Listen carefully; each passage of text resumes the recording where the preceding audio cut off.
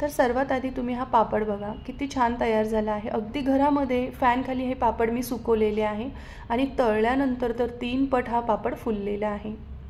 नमस्कार, मी पूनम, तुमचं पूनम बेसिक रेसिपीजमध्ये खूप खूप मनापासून स्वागत करते। तर आज आपण रव्याचे अगदी प्रमाणबद्ध पद्धतीने पापड बनवणार आहोत। तुम्ही पहिल्यांदा जरी हे पापड बनवले तरी 100% तुमचे पापडसुद्धा असेच खुसखुशीत तयार होतील। बिलकुल सोडा किंवा पापडखार आपण यासाठी वापरलेला नाही आहे। चला रेसिपीला सुरुवात करूया। तर एका मोठ्या मिक्सरच्या भांड्यामध्ये 1 कप रवा घ्यायचा आहे। यासाठी जाड बारीक कुठलाही रवा तुम्ही घेऊ शकतात। यामध्ये 2 चमचे मैदा टाकला आहे। मैद्याच्या ऐवजी तुम्ही गव्हाची कणिक घेऊ शकतात किंवा तांदळाचं पीठ वापरलं तरीही चालेल। चवीनुसार आपल्याला यामध्ये मीठ टाकून घ्यायचं आहे आणि पल्स मोडवर 2-3 वेळेस याला आपल्याला एकदा फिरवून घ्यायचं आहे। बारीक अशी याची पावडर तयार होते। आता आपण यामध्ये पाणी टाकणार आहोत। तर मी सुरुवातीला 1 कप इतकं पाणी टाकणार आहे आणि पुन्हा याला मिक्सरवर फिरवून घेणार आहे। तोपर्यंत तुम्हाला निवेदन आहे, तुम्ही अजून माझ्या चॅनलला सबस्क्राइब केलं नसेल तर प्लीज नक्की सबस्क्राइब करा आणि बेल आयकॉनवर क्लिक करा। सबस्क्राइब करणं पूर्णपणे फ्री आहे, निशुल्क आहे, तर नक्की माझ्या चॅनलला सबस्क्राइब करा।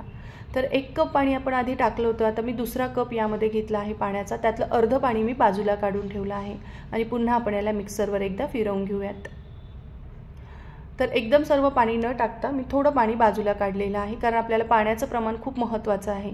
तर हे मिक्सरवर फिरवून आपण बाउलमध्ये काढून घेऊयात। आता जे राहिलेलं पाणी होतं आपलं अर्धा कप इतकं, ते आता या मिक्सरच्या भांड्यामध्ये टाकायचं आणि सर्व लागलेलं मिश्रण आपल्याला काढून घ्यायचं आहे। म्हणजे आपल्याला एक्स्ट्रा वरतून पाणी वापरायची गरज पडत नाही।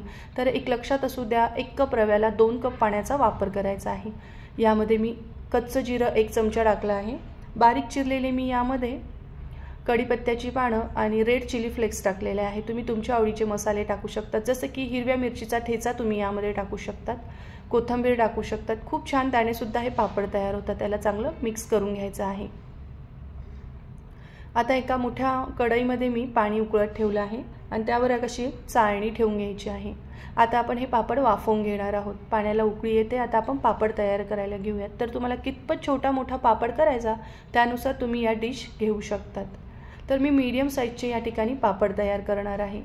यामध्ये 1 ते 1.5 चमचा इतकं आपल्याला हे मिश्रण टाकून घ्यायचं आहे आणि याला पसरवून घ्यायचं आहे। तर बघा, या ताटलीला मी बिलकुल तेल वगैरे काहीही वापरलेलं नाही आहे। अगदी 1 थेंब सुद्धा या ठिकाणी आपण तेलाचा वापरलेला नाही आहे। आता ह्या चाळणीमध्ये आपल्याला ही डिश ठेवून घ्यायची आहे आणि वरतून झाकण ठेवायचं आणि 1च मिनिटासाठी आपल्याला याला वाफवून घ्यायचं आहे आणि गॅसची फ्लेम मीडियम टू हाय ठेवायची आहे। 1 मिनिटामध्ये बघा असा ट्रान्सपरंट हा पापड तयार होतो। हा काढून घ्यायचा आहे आणि लगेचच आपल्याला दुसऱ्या ताटलीमध्ये हा पापड पुन्हा दुसरा वाफवत ठेवायचा आहे। 1 ते 1.5 चमचा इतकं ठेवायचं। खूप जाडही करायचा नाही, खूप पातळही करायचा नाही आहे।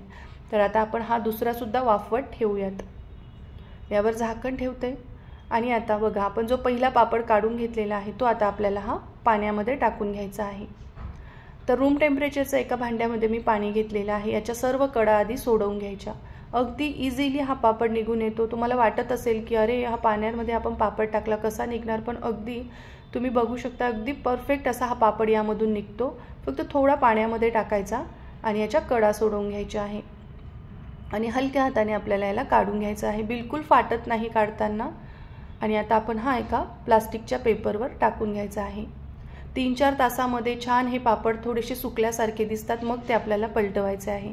तर दुसरा पापड सुद्धा 1 मिनिटामध्ये वाफलेला आहे। तोही असं रूम टेम्परेचरच्या पाण्यामध्ये टाकून ठेवायचा आणि हा पापड आता आपण तिसरा वाफवत ठेवणार आहोत। तर जेव्हाही तुम्ही ओली ताटली वापरणार असाल तर ती थोडी पुसून घ्यायची आहे आणि मग त्यामध्ये मिश्रण टाकायचं आहे। हे बघा, मस्त हा पापड सुद्धा आपला निघालेला आहे। अशा प्रकारे आपल्याला हे सर्व पापड करून फॅन खाली किंवा उन्हामध्ये सुकवून घ्यायचे आहे। तर मी हे 3-4 तासानंतर पलटवून घेणार आहे आणि मग आपण ते 2 दिवस चांगले घरामध्ये सुकवून घेणार आहोत। 1-2 दिवसानंतर मस्त आपले या ठिकाणी पापड सुकलेले आहे। आपण हे आता तळून दाखवते म्हणजे तुमच्या लक्षात येईल। आणि त्याचबरोबर एवढ्या मिश्रणामध्ये 17 ते 18 मीडियम साईजचे पापड तयार होतात आणि तळल्यानंतर अगदी 3 पट हे पापड फुलतात। तुम्ही सुद्धा अशा प्रकारे वाळवणी पदार्थामधला दुसरा पदार्थ हा आपला करून बघा। रेसिपी आवडली तर कमेंट करून नक्की सांगा। माझा व्हिडिओ पाहिल्याबद्दल खूप खूप धन्यवाद।